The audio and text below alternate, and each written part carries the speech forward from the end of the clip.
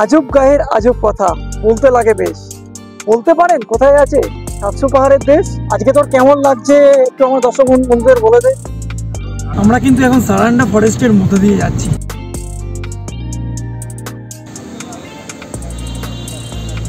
এই মুহূর্তে দাঁড়িয়ে আছি আপনার সেই হনুমান বাটিকার সেই মহামূর্তিমান হনুমানজির সামনে। আজ শুরুতেই 10 তারিখ রাতে বারবিল পৌঁছানোর এক অসহনীয় অভিজ্ঞতার কথা আপনাদের সঙ্গে একটু শেয়ার করে নিই। এখন রাত 12:15 যাচ্ছে তাই অবস্থা, কি বলবো। ভুলেও কখনো কিন্তু প্যাসেঞ্জার ট্রেনে ট্রাভেল করবেন না। আমরা টাটানগর থেকে টাটানগর বারবিল যে প্যাসেঞ্জার আছে তাতে করে এসেছি প্রায় 3 ঘন্টা লেট। জাস্ট আমরা হোটেলে এসে পৌঁছলাম, স্টেশন থেকে কিন্তু কোনো গাড়ি পাইনি, 2 কিলোমিটার হাঁটতে হাঁটতে এলাম। আমরা এখানে এসে উঠলাম হচ্ছে হোটেল পদ্মাইনে, আমাদের আগে থেকে বুকিং করা ছিল। নমস্কার, কেমন আছেন সকলে? আজ বারবিল থেকে সুন্দর রৌদ্রোজ্জ্বল দিনে ঠান্ডা মাখা সকালে আপনাদের সকলকে আরও একবার আমার চ্যানেলে স্বাগত। আজ 11ই ডিসেম্বর 2023, বাংলার 24শে অগ্রহায়ণ 1430 বঙ্গাব্দ। আপনারা যদি বারবিল বেড়াতে আসেন, বারবিলের কিন্তু মোস্ট অ্যাট্রাকটিভ প্লেস হচ্ছে সারান্ডা ফরেস্ট। আজ আমরা সেই সারান্ডা ফরেস্টে যাব, আর সেখান থেকে এতগুলো পাহাড়কে একসঙ্গে দেখা যায়, যাকে বলে কিনা 700 পাহাড়ের দেশ, মানে কিরিবুরু আর মেঘাতাবুরু। সেখান থেকে নাকি খুব সুন্দর সানসেট দেখতে পাওয়া যায়। বেরিয়ে পড়লাম আজকে এক নতুন দিনে নতুন যাত্রার উদ্দেশ্যে। যাচ্ছি হচ্ছে সারান্ডা ফরেস্ট। সারান্ডা ফরেস্ট ঘুরে দেখবো আর আপনাদেরকে দেখাবো। সকালবেলা হোটেলের 4-5টা একবার ভালোভাবে দেখে নিলাম, আর তারপর চড়ে বসলাম গাড়িতে। Ambika tour and travel. दादा आपका नाम क्या है? हरीश ठक्कर। ये दादा আমাদের পাইলট। আমরা কালকে এখানে এসে উঠেছি হোটেল পদ্মাইনে। আমরা ফোনে বুকিং করেছিলাম। আমাদের রুমের রেট পড়েছে কিন্তু জিএসটি নিয়ে হচ্ছে 900 টাকা করে।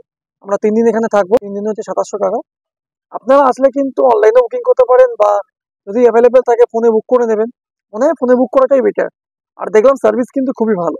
রুমগুলো হয়তো একটু পুরনো হতে পারে। আমরা আজ আর কাল 2 দিন মিলিয়ে যে টোটাল যে ঘুরবো, তার জন্য আমরা কিন্তু প্যাকেজ নিয়ে নিয়েছি। কারণ দেখলাম যে সিঙ্গেল নিলে যা পড়ছে প্যাকেজ নিলেও সেম পড়ছে। আমরা নিয়েছি একটা স্করপিও গাড়ি। স্করপিও গাড়ির কিন্তু আমাদের 2 দিনে রেট পড়ছে হচ্ছে 8000 টাকা। কারণ এখানকার যা রেট শুনলাম, আপনাকে কিন্তু এখানে মানে গাড়ির ভাড়া আপনি যা দিয়ে দিলেন তো দিয়ে দিলেন, সঙ্গে কিন্তু আপনাকে ডিজেল চার্জটাও কিন্তু এখানে কিন্তু দিতে হবে। মানে প্রত্যেক 10 কিলোমিটারে আপনার 1 লিটার করে ডিজেল যাচ্ছে। সেক্ষেত্রে বলবো আপনাদের মনে হয় প্যাকেজ নিয়ে নেই ভালো। আর আমি এই দাদার যে গাড়িতে যাচ্ছি, দাদার আমি নাম্বার তলায় দিয়ে দেবো ডেসক্রিপশন বক্সে। যদি মনে হয় আপনাদের যে দাদার সঙ্গে কন্ট্যাক্ট করে নিলে আপনাদের সুবিধা হবে, তাহলে আপনারা কিন্তু দাদার সঙ্গে কন্ট্যাক্ট করে নিতে পারেন। এছাড়া যদি মনে করেন যে আপনারা বেটার কোনো অপশন পেয়ে গেছেন, তো আপনারা সেটা করতেই পারেন। চলুন তাহলে যাওয়া যাক থলকোপাদের সারান্ডা ফরেস্ট। শুরু হলো নতুন দিনের এক নতুন যাত্রা। যাত্রা শুরুতেই হরিহর মন্দিরে প্রভু জগন্নাথ দেবের দর্শন এবং প্রাচীন শিব মন্দিরে মহাদেব ও শনি মহারাজের দর্শন করে শুরু করলাম আজকের যাত্রা। আমরা কিন্তু এখন সারান্ডা ফরেস্টের মধ্যে দিয়ে যাচ্ছি। এক দারুণ মাধুর্যময় অনুভূতি। আসার পথে দেখলাম লেখা পাঁচেরি, মানে যেখানে আছে আপনার পাঁচেরি ফলস, বাট সেখানে কিন্তু গাড়ি যায় না। গাড়ি যায় না বলে আমি এখানে লোকাল কয়েকজনকে জিজ্ঞেস করলাম। তারা বললো যে গাড়ি রেখে সেখান থেকে আরও 3-4 কিলোমিটার হেঁটে ভেতরে ঢুকে উপরে উঠতে হবে। সেখানে কিন্তু পাঁচেরি ফলস আছে। আপনারা যদি মনে করেন এসে কিন্তু দেখতে পারেন পাঁচেরি ফলস। আমাদের যেহেতু হাতে সময় একটু কম আছে, মানে আমাদের বেরোতে একটু দেরি হয়ে গেছে আজকে। সারান্ডা ফরেস্ট যেহেতু আলো পড়ে গেলে বা যেহেতু বেলা হয়ে গেলে একটু ঢোকার সমস্যা হয়, মানে কারণ ওখান থেকে কিন্তু কিরিবুরুর যে গেট আছে সেখান থেকে কিন্তু পারমিট করাতে হয় গাড়ির জন্য, বা আপনি যে ঢুকবেন তার জন্য পারমিট করাতে হয়। তার জন্য কিন্তু আপনার প্রয়োজনীয় ডকুমেন্টস, মানে আধার কার্ড বলুন বা ভোটার কার্ড বলুন, মানে যা থাকবে সঙ্গে, মানে অ্যাকচুয়ালি আধার কার্ডেই আনবেন সঙ্গে করে। আধার কার্ড থাকলে খুবই ভালো, মানে সচিত্র পরিচয়পত্র, তার সঙ্গে কিন্তু লাগবে আপনার 1 কপি ছবি। তো আমরা সেই সমস্ত সঙ্গে নিয়ে যাচ্ছি এখন হচ্ছে সারান্ডা ফরেস্টের দিকে। কিরিবুরু থেকে আমরা গেট পাস নিয়ে নেব ফরেস্টে ঢোকার জন্য, আর তারপর চলুন আপনাদেরকে দেখাচ্ছি ভেতরে কি আছে। ভেতরে কিন্তু অনেক ধরনের অ্যানিমালস আছে। আমি একবার দাদাকে বলবো, দাদা আপনাদেরকে বলে দেবেন কি কি অ্যানিমাল আছে। ভালু আছে, আচ্ছা, চিতাবাঘ আছে, হাতি আছে, অনেক ছোট মোটো জন্তু আছে। চলুন দেখি ভেতরে কার দর্শন পাই, হাতি নাকি চিতা। অবশেষে 18 কিলোমিটার পথ পাড়ি দিয়ে পৌঁছে গেলাম সারান্ডার জঙ্গলে।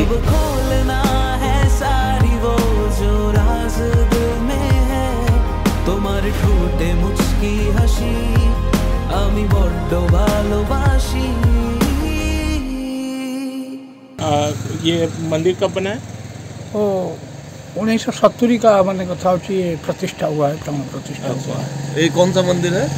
राजेश्वरी मंदिर है, गिरी राजेश्वरी मंदिर। हाँ, ये माता जी का मंदिर है। हाँ।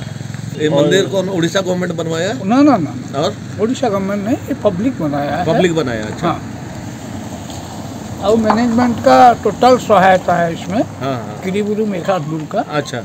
ধীরে ধীরে প্রবেশ করলাম মন্দিরের ভেতরে। গিরিধারী মন্দির দর্শন হয়ে গেল। গিরিধারী মন্দিরের একখানা ইতিহাস শুনলাম যে এই মন্দিরে নাকি এখনও পর্যন্ত বাঘ আসে কিন্তু কারোর কোনো ক্ষতি করে না। চলুন এবার গিরিধারী মন্দিরে প্রণাম করে নিয়ে সারান্ডা ফরেস্টের দিকে এগোই। মায়ের দর্শন সেরে নিয়ে নির্জন পরিবেশের এক অপার শান্তি গায়ে মেখে নিয়ে আবারও চলে বসলাম গাড়িতে।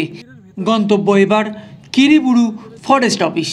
মন্দিরের ভেতরে যিনি অধিষ্ঠাত্রী দেবী তার নাম কিন্তু গিরি রাজেশ্বরী, মানে যেটা দেখলাম সেটা হচ্ছে দেবী দুর্গা। প্রীতি কাঠালে রাঠা ও গো প্রীতি কাঠালে রাঠা ও আঠা লাগলে পরে ছাড়ে না, ও আঠা লাগলে পরে ছাড়ে না, গোলে মালে প্রীত কইরো না। যদি আপনারা কিরিবুরু মেঘাতাবুরু বা সারান্ডা ফরেস্ট বেড়াতে আসেন, এখানে কিন্তু মেঘাতাবুরুতে কিন্তু সেলের ফরেস্ট বাংলো আছে, বিভিন্ন রকম ফরেস্ট বাংলো বলতে পারেন বা ফরেস্ট গেস্ট হাউস বলতে পারেন, সেগুলো আছে। এখানে এসে কিন্তু আপনারা সেখানে থাকতে পারেন। ফরেস্টের মধ্যে ফরেস্টের এখানে আলাদা ভাইব পাবেন, কিন্তু তার জন্য কিন্তু আপনাকে কলকাতা থেকে সেলের যে অফিস আছে সেখান থেকে কিন্তু বুকিং করে আসতে হবে। আর যদি বুকিং পান তবেই কিন্তু এখানে থাকতে পারবেন, কারণ এটা কিন্তু পুরোপুরি গভর্নমেন্টের, এখানে কিন্তু প্রাইভেট কোনো প্রপার্টি নেই। আর আরেকটা ইনফরমেশান, আমাদের পাইলট দাদা যেটা বলছে এখানে কিন্তু প্রচণ্ড ঠান্ডা। আর ফরেস্টের ভেতরে তো আপনারা সবাই জানেন যে ঠান্ডা কীরকম লাগতে পারে, কারণ চারিদিকে গাছ আর গাছ। আচ্ছা, আমাদের একখানা মিস্টেক হয়ে গেছিলো। বলতে আমরা মেঘাতাবুরুতে চলে এসেছি।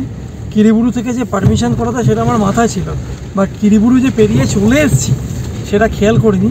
যথারীতি আবার কিরিবুরুর দিকে ফেরত যাচ্ছি, ফরেস্ট অফিস থেকে পারমিশন করাতে হবে। পারমিশন করিয়ে নিয়ে তারপর এখানে যে সেকেন্ড গেট সেখানে সেটা শো করিয়ে পারমিশনটা, তারপর আমরা ঢুকবো হচ্ছে থলকোপাত মানে সারান্ডা ফরেস্টে। সমস্ত ডকুমেন্টস সঙ্গে নিয়ে ঢুকে পড়লাম ফরেস্ট অফিসের ভেতরে। পর মুহূর্তে যা শুনলাম তা সত্যিই ভাষায় অবর্ণনীয়। পারমিশন না পেয়ে এক প্রকার মন ভারী করে এগিয়ে চললাম কিরিবুরু ও মেঘাতাবুরু সানসেট পয়েন্টের দিকে। সমস্যা একটা হয়ে গেল, আমরা এসেছিলাম হচ্ছে সারান্ডা ফরেস্ট দেখার জন্য, বাট যখন ফরেস্ট অফিসে গেলাম কোথায় কিন্তু পারমিশন পেলাম না, কারণ এই মুহূর্তে কিন্তু ফরেস্টের মধ্যে একটা উত্তেজনার সৃষ্টি হয়েছে। শুনলাম নাকি গোলাগুলিও চলেছে। সো মনটা একটু খারাপ লাগছে, কি করা যাবে, পরে কোনো একদিন হয়তো আসা যাবে। ফরেস্ট অফিস থেকে পারমিশন যখন চাইলাম, ওরা ওখান থেকে বললো যে জঙ্গলের ভিতরে নাকি অপারেশন চলছে, সো এই মুহূর্তে কোনো রকম পারমিশন দেওয়া যাবে না। আপনাদের একটা কথা বলছি, জেনে নিয়ে তবেই কিন্তু আসবেন, কারণ এটা কিন্তু খুব সেন্সিটিভ একখানা এরিয়া।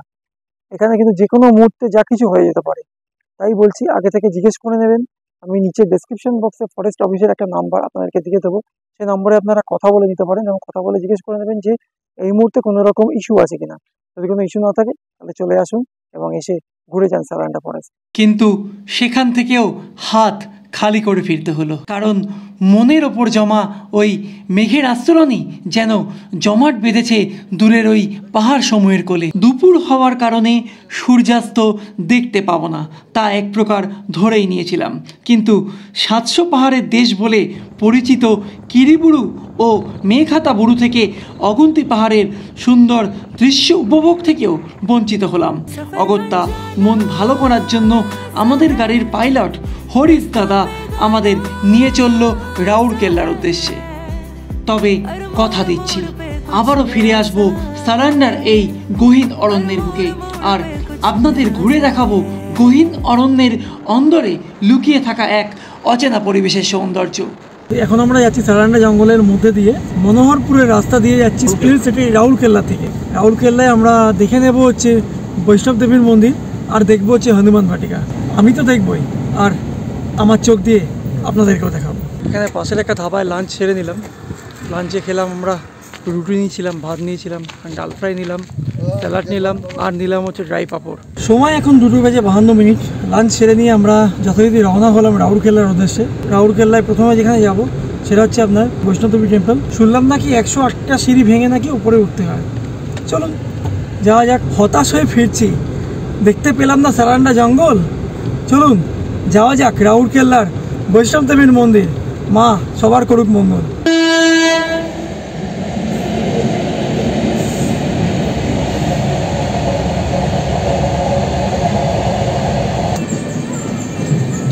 হাতিয়া পুনে এক্সপ্রেস।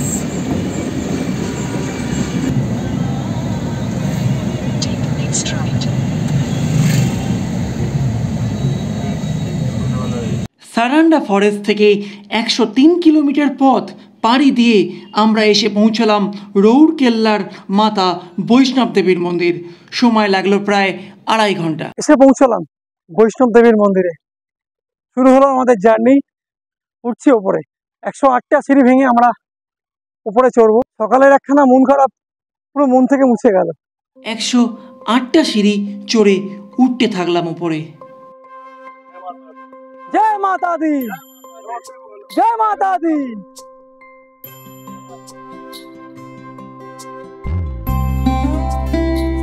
উপর থেকে সূর্যাস্তের শেষ আলোয় অপরূপ লাগছিল রাউরকেল্লা শহরটিকে। সঙ্গে দৃশ্যমান হলো রাউরকেল্লা স্টিল প্ল্যান্ট, বিরসা মুন্ডা আন্তর্জাতিক হকি স্টেডিয়াম ও রাউরকেল্লা রেলওয়ে স্টেশন।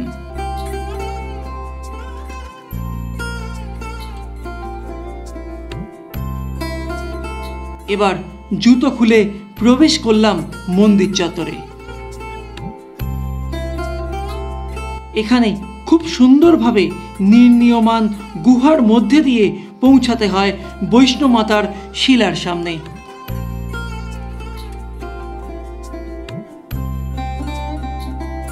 বৈষ্ণব মাতার শিলা দর্শন করে বেরিয়েই রয়েছে মূর্তি প্রতিষ্ঠিত বৈষ্ণব মাতার মন্দির।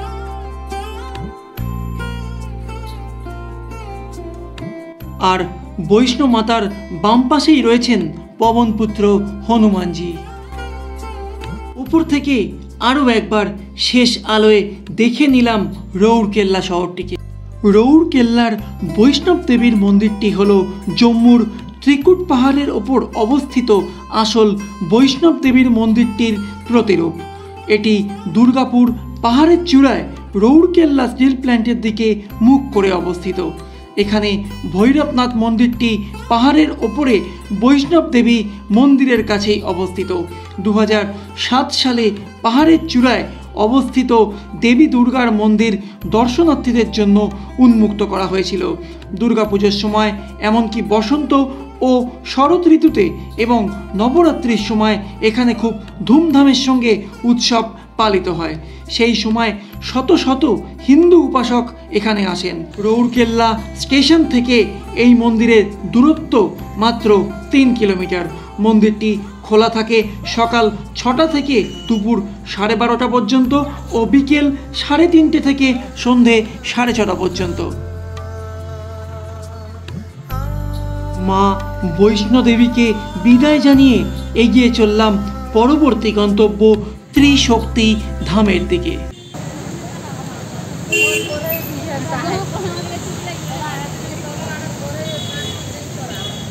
প্রবেশ করলাম ত্রিশক্তি ধামে। রাউরকেল্লা স্টেশন লাগোয়া হনুমান ভাটিকার ঠিক পাশেই অবস্থিত এই ত্রিশক্তি ধাম মন্দির।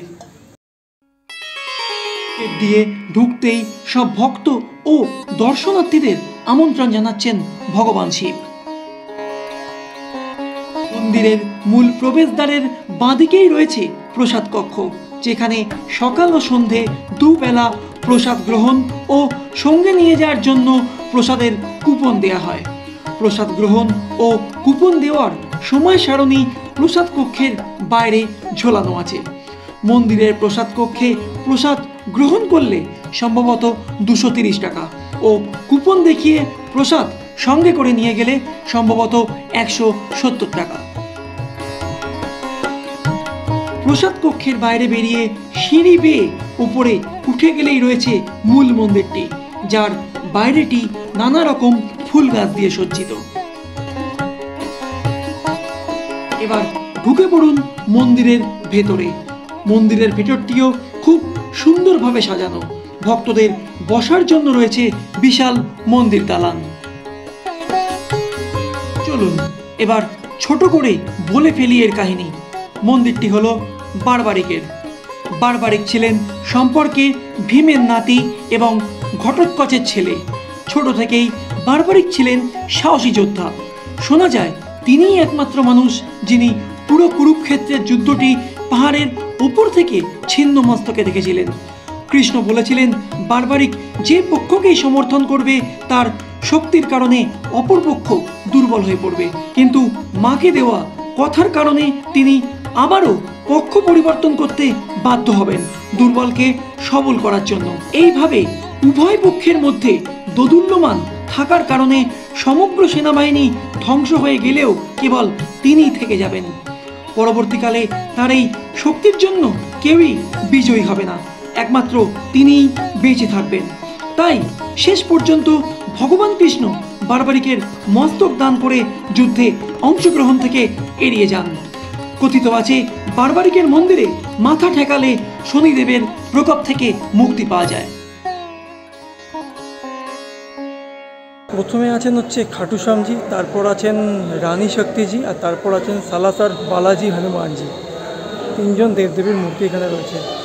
একটা কথা বলবো, যদি এখানে আসেন মানে রৌরকেল্লায় আসেন, রৌরকেল্লা স্টেশন থেকে খুবই নিয়ারেস্টে ত্রিশক্তি ধাম, এটাকে মারোয়ারি রাস্তা নিয়ে আপনারা যদি হনুমান ভাটিকা দর্শন করতে চান, হনুমান ভাটিকা দর্শন করে এখানে আসতে পারেন, বা এখানে দর্শন করে হনুমান ভাটিকা যেতে পারেন। একটাই কথা বলবো, এখানে এলে কিন্তু অবশ্যই এই মন্দিরটা দর্শন করে যাবেন। খুব ভালো এক অনবদ্য মাহল তৈরি হয়েছে মন্দিরের ভেতরে।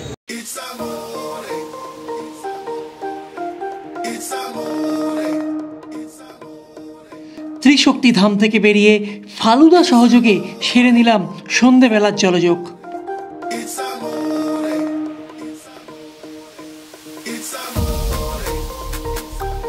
ফালুদা এর আগেও খেয়েছিলাম, কিন্তু এই ফালুদা সম্পূর্ণ অন্যরকম।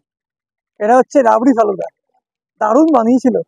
দেখলেন তো কিভাবে বানালো, অসাধারণ অসাধারণ। দেখে পরে এ না পুরো মন ভরে গেল, মনে হচ্ছিল আরেকটা খাই, কিন্তু বাইরে যেরকম ঠান্ডা পড়ছে মনে হয় না আর বেশি খাওয়াটা ঠিক হবে, কারণ এখনো একদিন এখানে থাকতে হবে, ঘুরতে হবে, আর আপনাদেরকে সমস্ত কিছু দেখাতে হবে। তাই আর বেশি দেরি নয়, যাবো সামনে হনুমান বাটিকা, দেখে সোজা চলে যাব আমাদের হোটেলে, মানে বারবিল। এবার প্রবেশের পালা হনুমান ভাটিকার ভেতরে।